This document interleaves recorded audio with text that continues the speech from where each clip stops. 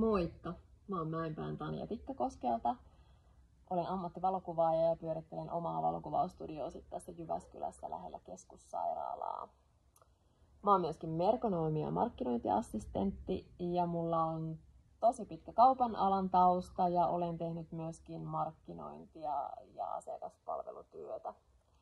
Viime keväänä valmistuin Tampereelta visuaaliviestinnän instituutista media-alan perustutkinnosta ja tällä hetkellä opiskelen samassa opinahjossa sitten valokuvaajan ammattitutkintoa.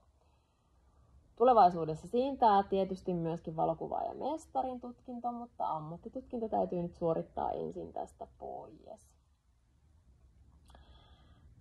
Olen erikoistunut naisten boudoir eli huomenlahjakuvauksiin sekä miesten doudeur-kuvauksiin, jotka ovat sitten vastine näille naisten boudoir-kuvauksille. On ollut ihana huomata, että myöskin miehet ovat näistä innostuneet.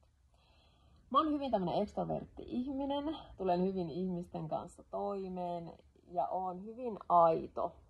Eli yritän myöskin kuvaustilanteeseen tuoda tämän oman persoonani mukaan ja tehdä niistä aidot ja lämminhenkiset. Mun kuvauksissa välillä itketään ja siellä välillä nauretaan ja siellä voidaan puhua rakkaudesta. Välillä voidaan puhua myöskin surusta ja oikeastaan melkein mistä vaan.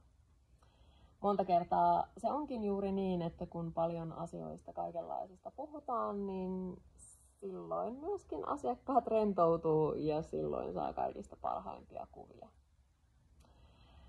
Käy mun kotisivuilla katsomassa mun kuvia ja jos kuvaustyyli miellyttää, niin laittele mulle viestiä. Toteutetaan sullekin tämmöinen kiva elämys, joka parhaimmillansa voi olla tosi voimaannuttava kokemus.